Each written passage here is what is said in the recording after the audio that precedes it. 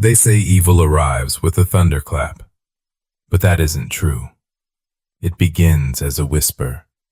For me, the whisper was the cheerful, chipped smile of a garden gnome left on my lawn, pointing its little fishing rod right at my house. It was the first sign that my safe new life was a complete and utter lie. My story doesn't start with a scream or a monster.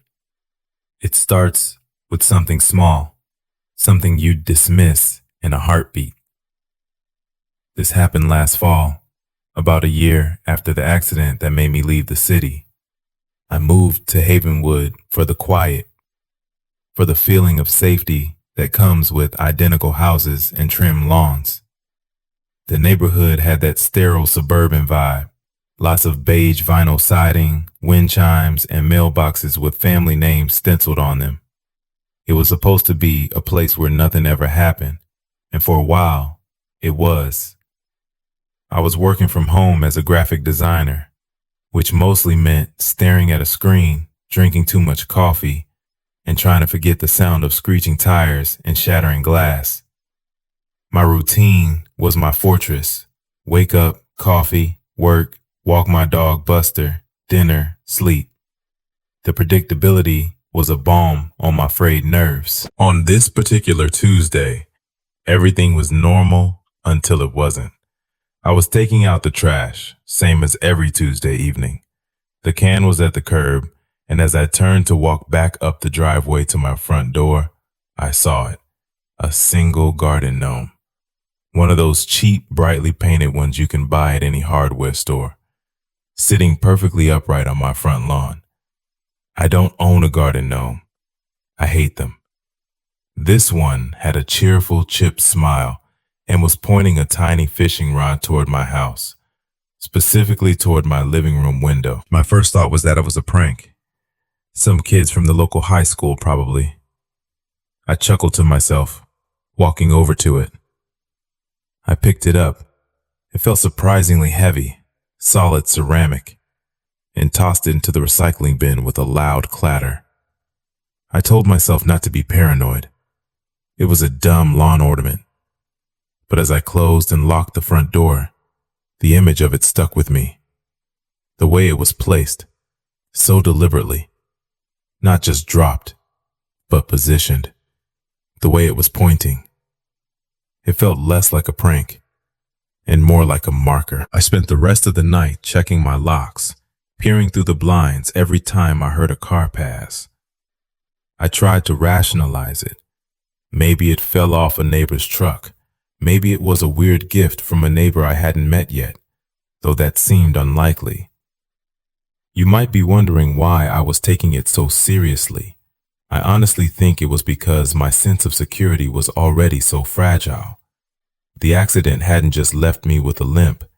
It had taught me that the world could pivot from normal to catastrophic in a single, horrifying second.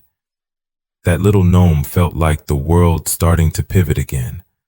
Looking back now, it was unbelievably stupid how easily I dismissed it. That gnome was the first crack in the ice, the first sign that the fortress of my routine had been breached. It was the first wrong thing, and it was a promise that more were on their way. The gnome incident was easy to dismiss. The town of Havenwood has its share of teenage boredom, and a misplaced lawn ornament felt squarely within the realm of possibility. But then came Mr. Abernathy. He was my next-door neighbor, a man who must have been in his late 70s, living in a house that was slowly being consumed by its own overgrown garden. The paint was peeling in long strips, and the lawn was a jungle of weeds. I'd seen him maybe twice in the year I'd lived there, a fleeting shape behind a dusty window, and that was it. He was the local recluse, the kind of person kids tell ghost stories about. A few days after the gnome, I was at my desk trying to work on a logo design for some new tech startup. My desk faces the street, giving me a perfect view of Abernathy's house. I have this habit of zoning out and staring into space when I'm stuck on a design, and my gaze drifted over to his property. That's when I noticed it. One of the second-story windows, which was always dark and curtained, had its curtain slightly pulled back, and in the sliver of blackness, I could just make out a shape, a silhouette. It was perfectly still, a dark cutout against a darker background. I felt a prickle of unease on the back of my neck. I told myself it was nothing, just my imagination playing tricks after a long day of staring at a bright screen. I focused back on my work, but I couldn't shake the feeling of being watched. The feeling was so palpable, it was almost a physical pressure. An hour later, I couldn't stand it anymore. I glanced over again. The silhouette was still there, unmoving. My heart started to pound a slow, heavy rhythm against my ribs. Was he just looking out his window? Or was he looking at my house? Who just stands in a dark room, staring out a window for an hour? I decided to test it. I stood up, stretched dramatically as if my back was sore, and walked into my kitchen, which is at the back of the house, and out of his line of sight. I made a whole show of getting a glass of water, running the tap for a bit longer than necessary. My nerves were screaming. I waited a full 5 minutes, counting the seconds, before I crept back to the edge of the doorway and peeked around the frame. The silhouette was gone. The curtain was drawn fully shut again. A wave of relief washed over me, so potent it made me feel dizzy. But it was immediately followed by a new, colder wave of fear. He had moved only when I did. He had been watching me, and he knew that I knew. I tried to rationalize it. Maybe he was just a lonely old man, curious about his new neighbor, a harmless eccentric. But my gut, the same gut that had been screaming at me in the seconds before the car crash, was telling me this wasn't loneliness. It was something else entirely. It was observation. It was intent. And just like the gnome, it was pointed directly at me. For a week, nothing happened. I consciously avoided looking at Mr. Abernathy's house. I kept my blinds mostly drawn, a new habit that made my small house feel like a cave and probably didn't do any favors for my state of mind. My sister Clara called on Thursday, and I mentioned the incidents to her, trying to make it all sound like a funny neighborhood quirk. She didn't laugh. She's a nurse, pragmatic to a fault, and her silence on the other end of the line was heavy. Leo, you've been through a lot, she said finally. Maybe you're just a little on edge. She was probably right. I was on edge. The accident had left me with more than just a limp. It had left me with a constant low-grade hum of anxiety, a feeling that the other shoe was always about to drop. I tried to believe her. I told myself not to be paranoid. I forced myself back into my routine, doubling down on the mundane. Then came the first frost of the season. I woke up to a world coated in a thin, sparkling layer of white. It was beautiful in a way that felt sharp and clean. I let Buster out into the backyard, which is fully fenced in, and went to make coffee. When I called him back in a few minutes later, he was sniffing intently at the back gate. I walked over, my mug warming my hands, and saw what had captured his attention. Footprints, fresh human footprints in the frost leading from the gate, which I now saw was slightly ajar. My blood ran cold. The prints formed a perfect, deliberate circle around my entire house. They were close to the walls, nestled right up against the foundation, as if someone had been peering into every single window. The kitchen, the living room, even the small bathroom window. I slammed the gate shut and fumbled with the latch, my hand shaking so badly I could barely work it. The footprints were from a large boot, much larger than my own. They circled the house and then led back out the gate. They didn't lead to my door. They didn't show any sign of attempting entry. It was a surveillance lap, pure and simple, an inspection. I called the police. An officer came, a young guy named Riley, who looked bored and tired. He took my statement, glanced at the fading prints in the now melting frost, and gave me a placating smile. Probably just a local kid. Thought the gate was a shortcut. We'll keep an eye out. He was completely dismissive. He didn't see the pattern. He couldn't see it. The gnome, the watching, the footprints. This wasn't a kid taking a shortcut. This was a deliberate, escalating campaign of intimidation. It was a message, and I had a sickening feeling I knew exactly who had sent it.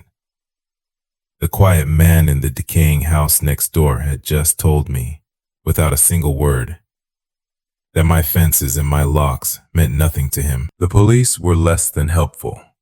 Their casual dismissal made me feel even more isolated, more convinced that I was on my own.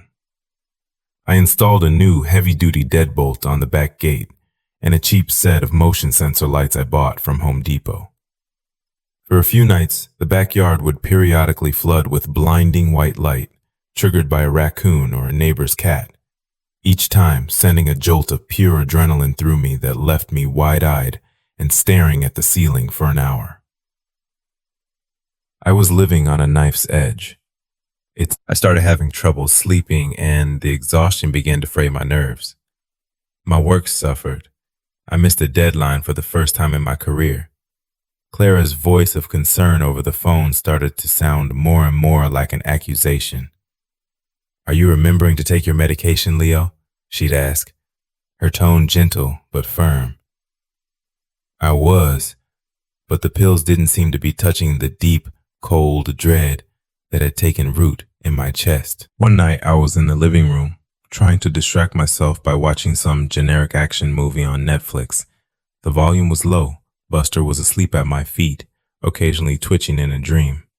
The house was dead quiet except for the movie soundtrack and the low hum of the refrigerator. That's when I heard it, a sound from the basement directly beneath me. It was a sharp, metallic clang, like a heavy wrench being dropped on a concrete floor. I froze, my hand hovering over the remote. I paused the movie. Silence. I held my breath, listening so hard my ears started to ring. My house is old. Wood floors that creak, doors that stick, the kind of place that always feels a little cold, no matter how high the thermostat is. It makes noises. I told myself it was the water heater kicking on, or the pipe settling, but this wasn't a groan or a creak. It was a distinct, sharp sound, an action. Buster's head lifted from his paws, his ears perked, a low growl rumbling in his chest. He heard it too. That was all the confirmation I needed. My heart was pounding against my ribs like a trapped bird. I slid off the couch and grabbed the heaviest thing I could find, a cast iron skillet I'd left on the stove. I crept towards the basement door, each footstep on the old wood floor sounding like a gunshot in the silence. My hand hesitated on the knob. Every instinct, every fiber of self-preservation was screaming at me not to open it. This was the moment in the horror movie where the audience yells at the screen. But I had to know. I had to know if I was finally losing my mind or if someone was in my house. My hand, slick with sweat, turned the cool brass knob of the basement door. It opened with a low groan that seemed to echo through the silent house. The darkness at the top of the stairs felt like a physical presence, a thick, cold void that smelled of damp earth and dust. I fumbled for the light switch, my fingers trembling so much it took me 2 tries to flip it. The single bare bulb at the bottom of the stairs flickered on, casting a weak, yellow light over the steep wooden steps. "Hello?" I called out, my voice sounding thin and reedy. "Is anyone down there?" The only answer was the thumping of my own heart against my ribs. Holding the skillet like a weapon, I took the first step down, then the next. The air grew colder with each step. The basement was unfinished, a concrete box filled with the clutter of a life I'd packed away. Old furniture draped in white sheets like slumbering ghosts. Boxes of books I'd never read again. My forgotten painting supplies from college. Everything looked normal at first glance. I did a slow sweep of the room, my skillet held high, my knuckles white. No broken windows. The small, high casement windows were locked from the inside, their panes thick with cobwebs. There was no one there. I felt a dizzying mix of relief and self-loathing. I was turning into a paranoid wreck, spooked by the groans and clangs of an old house. I was about to head back upstairs, feeling foolish, when my eyes landed on my old workbench. This was where I kept my tools, neatly arranged in a red metal toolbox. The metallic clang I'd heard. It could have been a wrench falling off the pegboard above it, but the pegboard was empty, and the toolbox was closed and latched. Then I saw it. On the dusty concrete floor, directly under the workbench, was a small, crudely drawn symbol. It was a circle with an eye in the center, scratched into the thick layer of dust with a fingertip. It was fresh. I stared at it, my blood turning to ice. I hadn't been down here in months. Someone had been here. Recently. I scanned the basement again, this time with frantic energy, my earlier relief curdling into pure terror. That's when I noticed what was wrong. It wasn't what was there, but what wasn't. I went to a cardboard box labeled College Mementos. I tore it open. A few specific items were missing. A photo album from my senior year, a small box containing old letters from my ex-girlfriend, Sarah. And from my old art supply box, my set of wood carving knives had been taken. Nothing of monetary value. They were things of memory, personal things, intimate things.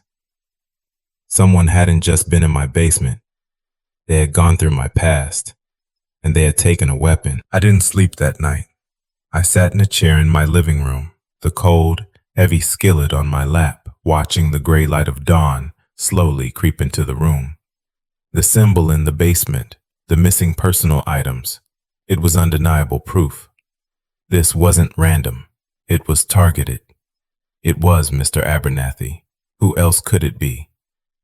He was the one watching me. He must have found a way in, a loose window, a poorly locked door. In the morning, I called Clara, my voice tight with a mixture of terror and vindication. He was in the house, Clara. He was in the basement. I told her everything.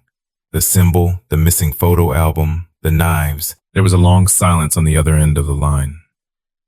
Leo? She finally said, her voice laced with that careful, professional calm she uses with agitated patients. I'm coming over. I'll be there in 2 hours. Her arrival felt less like a rescue and more like an intervention. She walked in, her face etched with a deep, wary concern, and immediately asked to see the basement.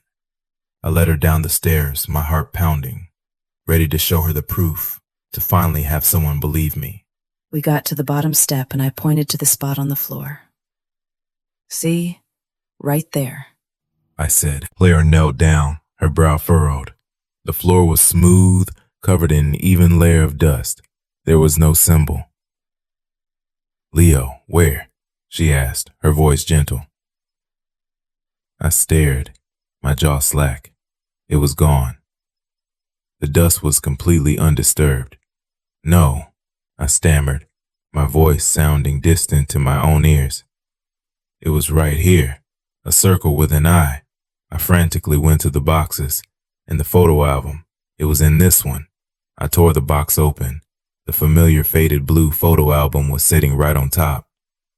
I started pulling out other boxes, looking for the letters, the carving knives. I found them all, tucked away exactly where I would have left them years ago. They were gone, I whispered, my voice cracking. I swear to you, Clara, they were gone. She put her arm around my shoulders, a gesture that felt more clinical than comforting. Leo, listen to me. The accident, a severe concussion, can have long-term effects. Confusion, paranoia, even mild hallucinations. It's not uncommon. I pulled away from her, a cold anger rising in my chest. You think I'm crazy. You think I imagined all of this. Her face was full of pity, which was worse than disbelief. I think you're scared, and you're not well, she said softly. I think you need more help than I can give you. She wanted me to see a specialist, a neurologist. She was trying to help, I knew that. But all I could hear was that I couldn't trust my own mind. She was telling me the threat wasn't real, but I knew it was. He was just that good. He hadn't just gotten into my house, he'd gotten into my head. He'd put the items back. He'd swept the floor. He was making me look insane, and he was succeeding. Clara left the prescription for a sedative on the counter and the number for a neurologist. I threw them both in the trash as soon as the car pulled out of the driveway. Her visit hadn't calmed me. It had hardened my resolve into something sharp and dangerous. If no one was going to believe me, I'd have to find irrefutable proof. I was fighting a war on two fronts, one against the man next door, and one against the perception that I was losing my grip on reality. I needed to see what he was doing. I needed to watch the watcher. The next day, I drove to a sporting goods store and bought a pair of high-power binoculars. It felt like a point of no return. My own paranoid self had decided to escalate. That night, I waited until well after midnight, when all the lights in the neighborhood were out. I don't mean just nighttime dark. I mean complete blackness. I turned off every light in my own house and positioned myself at my bedroom window, the one with the clearest view of Abernathy's property. The binoculars felt heavy and cold in my hands. I raised them to my eyes, focusing on his house. It was a dark, hulking mass against the starless sky, more of a shadow than a structure. I scanned the windows one by one. Nothing, just black, empty squares. I waited. An hour passed. My eyes burned from the strain. I was about to give up, to chalk it up as another paranoid delusion my sister would pity me for, when I saw it. A flicker of light in one of the downstairs windows. It wasn't a lamp. It was small and bluish, like the screen of a phone or a tablet. It moved, tracing a slow path across the room, as if someone was walking with it. I zoomed in, my heart beginning to hammer in my chest. The light stopped, and for a moment, I could see what was casting it. A figure, silhouetted against the glow. They were looking down at something in their hands. This was it. This was proof. He was awake. He was active. I kept watching, my breath fogging the lens. The figure then did something that made my blood freeze.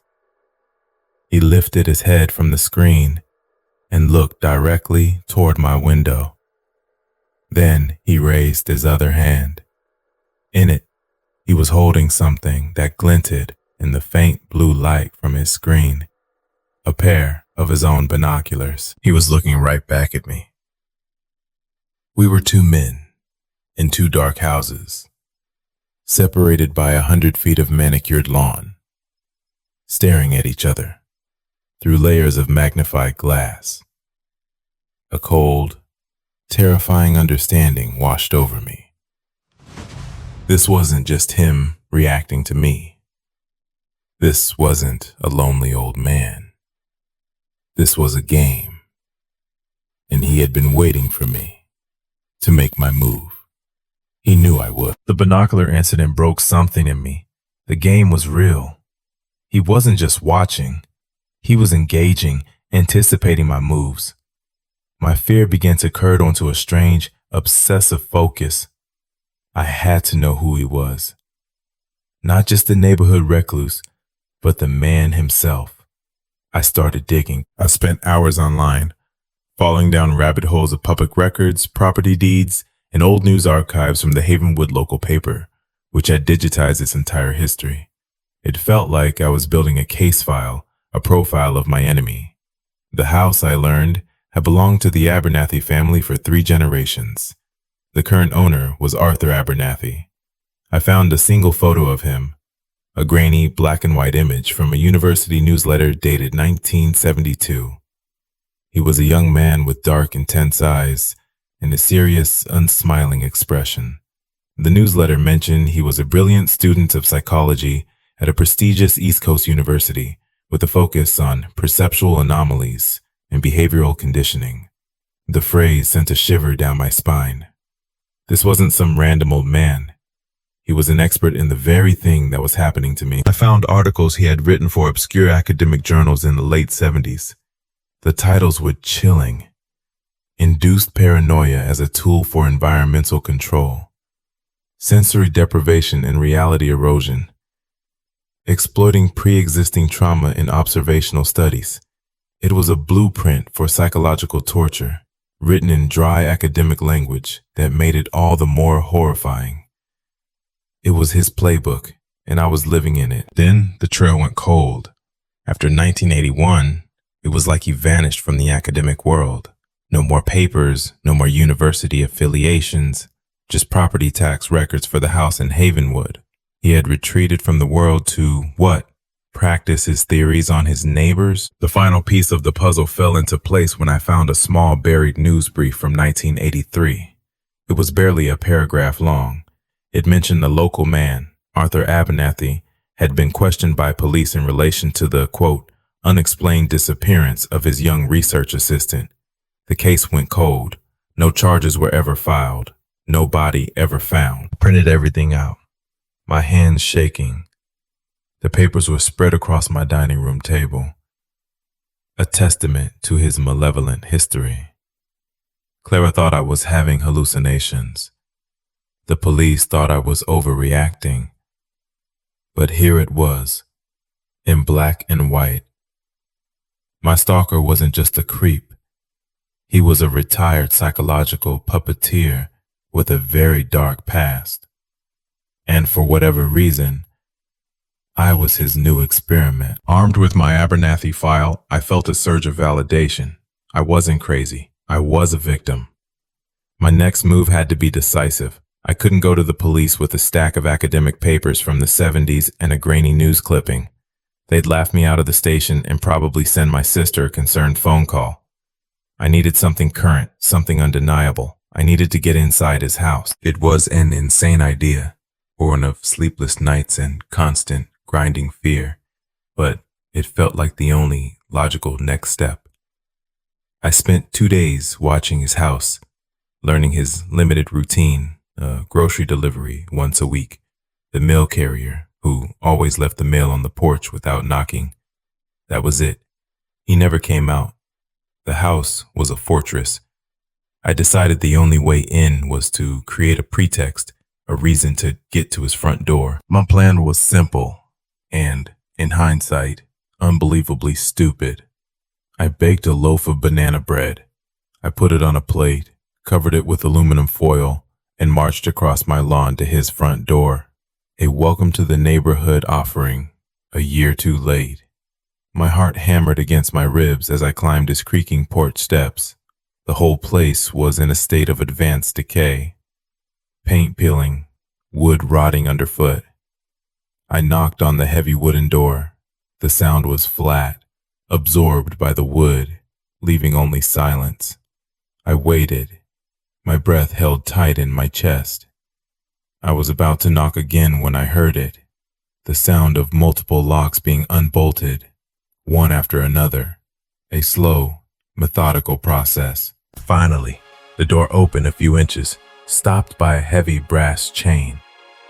In the dark sliver of the opening, I saw an eye, a pale, watery blue eye surrounded by wrinkled, papery skin. It stared at me without blinking. Yes?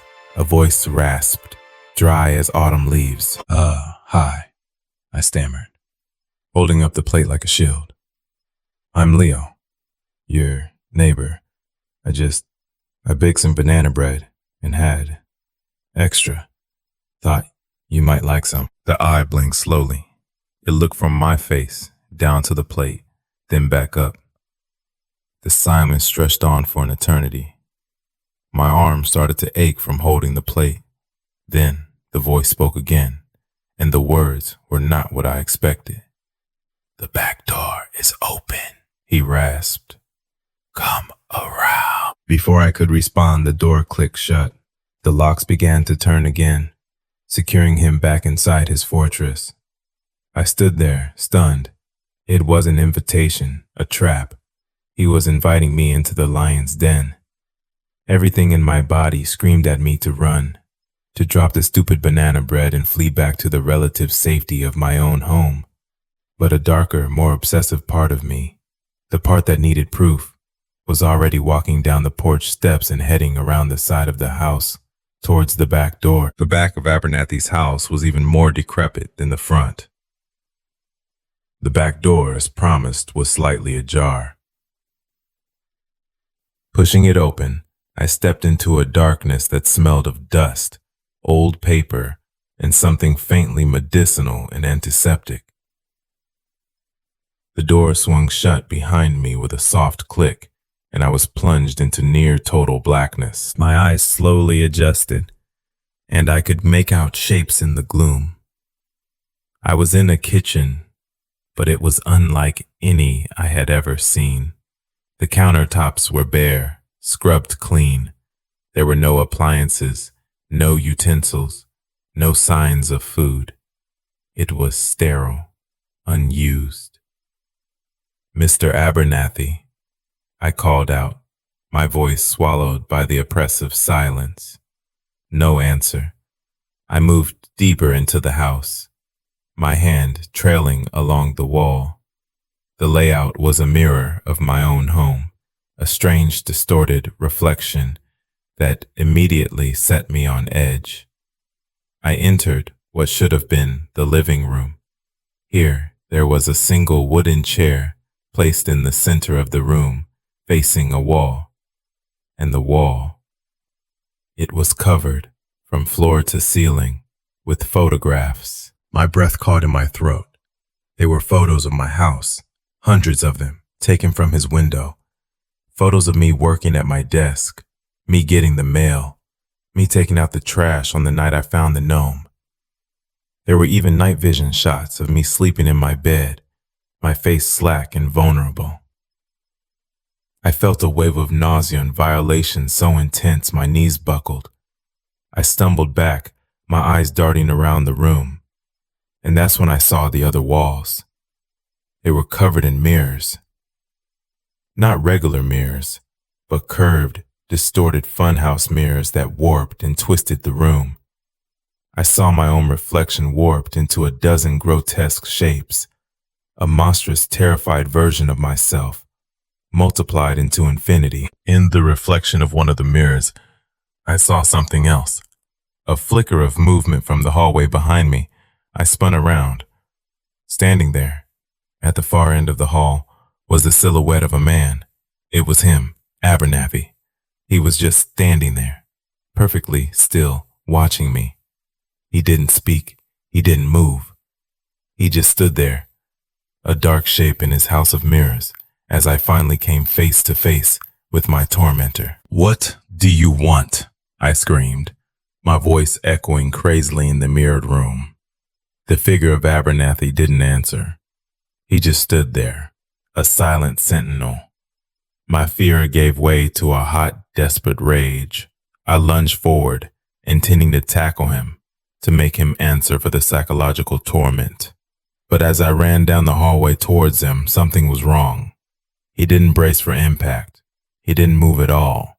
It was like running towards a statue.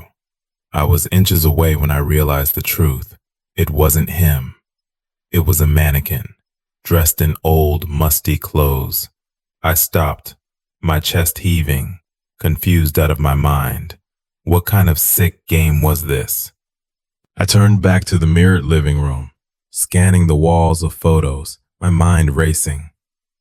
That's when I noticed a detail I'd missed in my panic. In the corner of one of the photos, a picture of my own house, there was a small calendar tacked to the wall. The date on the calendar was from 3 years ago, before I had even moved to Havenwood. It didn't make sense. And then my eyes fell on a table in the corner of Abernathy's room. On it was a single leather-bound journal. I walked over and opened it. The handwriting was a spidery, elegant script. It was a journal, Abernathy's journal. The last entry was dated 2 years ago. It read, "The new neighbor seems to be settling in. The trauma from his accident is profound. His case of reverse capgras delusion is fascinating. He doesn't recognize his own home, his own reflection. He believes he is someone else living in the house next door. I will continue to observe. For his own safety." I read the words again and again. Reverse capgras. Doesn't recognize his own reflection. Believes he is someone else. My vision began tunneling. I looked up from the journal and stared into the nearest distorted mirror. I saw the terrified face of a man I didn't know, a stranger. But the stranger was wearing my clothes. He had the small scar above his eyebrow that I had. He had my limp. The skillet, the one I thought I'd brought from my own kitchen, was lying on the floor. It had never been in my house. It had been here, in this house, all along. A horrifying truth crashed down on me with the force of a physical blow. This wasn't Abernathy's house. This was my house. I wasn't Leo, the graphic designer living next door. I was Arthur Abernathy, the reclusive old psychologist. And the man I had been hunting, the man I believed was named Abernathy, was a phantom, a projection of the person I thought I was, a young man named Leo who had died in a car crash right in front of my house 2 years ago. I was the one watching the empty house next door. I was the one who had taken the gnome from a neighbor's yard. I was the one who had walked a circle around a house that wasn't mine. I was haunting myself. The world fractured. The foundation of my reality, the very identity I clung to, dissolved into nothing. I stared at my own aged, terrified face in the mirror, the face of Arthur Abernathy, and felt a profound and horrifying disconnect. I was a ghost in my own body. The memories I had of Leo, his apartment in the city, the accident, his sister Clara, were they real memories that had somehow been transplanted into me from the dying man, or were they elaborate fabrications my broken mind had constructed from the details of the stranger who died on my street? My sister. I fumbled for my phone, my hands trembling uncontrollably. I needed to call her, to hear her voice, to anchor myself to something real. I scrolled through my contacts. There was no Clara. There was, however, a Dr. Evans, a neurologist. I pressed the call button, my thumb shaking. A woman answered, her voice crisp and professional. "Dr. Evans' office. I need to speak to her," I stammered. "It's Arthur Abernathy." There was a pause. "Mr. Abernathy," she said, her tone softening with practiced patience. "Is everything all right? Did you have another episode?" Episode. The word was a key unlocking a door I never knew existed. "The man," I whispered into the phone. "Leo. He was in my house." "Arthur," she said, her voice slow and careful as if speaking to a frightened animal. "We've talked about this. Leo isn't real. He's a memory construct, a coping mechanism your mind created after witnessing the trauma of the accident. There is no one in your house. You are safe." Her words were meant to be comforting, but they were the most terrifying words I had ever heard. The photos on the wall, the surveillance, it was my work from years ago, my old unethical research, my mind in its broken state, had twisted my own past sins into a narrative where I was the victim, not the perpetrator. The missing items from the basement, the symbol, my own hands must have done it, in a fugue state I couldn't remember, leaving clues for an imaginary self to find. I was the architect of my own haunting. I ended the call without another word and sank to the floor, surrounded by the warped reflections of a stranger I now knew to be myself. The silence of the house was no longer empty. It was filled with the screaming of a man who wasn't there. I don't know how long I sat on the floor. Hours, maybe days. Time had lost its meaning. The police came. Dr. Evans must have called them. They found me sitting in the dark, unresponsive, surrounded by my old research papers and the photos of a life I thought was mine. They didn't see a victim of a stalker. They saw exactly what I was, a deeply disturbed old man who had finally shattered completely. I was hospitalized for a time. They adjusted my medication. They talked to me in soft, reassuring tones. They showed me pictures of myself as a younger man, told me my name was Arthur Abernathy, and walked me through the narrative of my life. I would nod and agree, but the knowledge was a thin veneer over a deeper, more fractured truth. I am home now. The house has been cleaned. The photos and mirrors are gone, replaced by bare, white walls that feel both sterile and suffocating. Dr. Evans calls every day. A home care nurse, a kind woman named Sarah, visits to make sure I've eaten. She talks about the weather and her grandchildren. She doesn't know that sometimes when I look at her, her face seems to flicker, and for a second I see the face of a woman I know as my sister, Clara. The most terrifying part is this. The knowledge of who I am hasn't fixed me. The delusion, the identity of Leo, still lives inside me. He is a voice in the back of my head, a constant whisper that this is all a trick. He tells me that Arthur Abernathy is the delusion, that Dr. Evans is the real villain, and that the man in the mirror is the monster who has stolen my life. I live in a state of perpetual uncertainty. Every morning I wake up and have to consciously decide which reality to believe in. To this day, I still have no idea which parts of my memory, if any, are real. My greatest fear is not that a man is watching me from the house next door. My greatest fear is that I can be standing in a locked room, completely alone, and still not know if I'm safe. I am the violated safe space. I am the unexplained human threat, and I will most likely never get any answers regarding this experience, because the person with the answers is the one I can never, ever trust. That's all for this story. To this day, the details are still a bit fuzzy in my mind, and I still can't wrap my head around all of this. What scares me the most is that I think there really was a threat, just not the one I was looking for. If there's anything to learn from this story, it would be to trust your instincts, but also to question them. Thank you for watching Horror Story. Don't forget to subscribe to Horror Story and hit the notification bell so you don't miss our next story. I'll send an update should something else happen.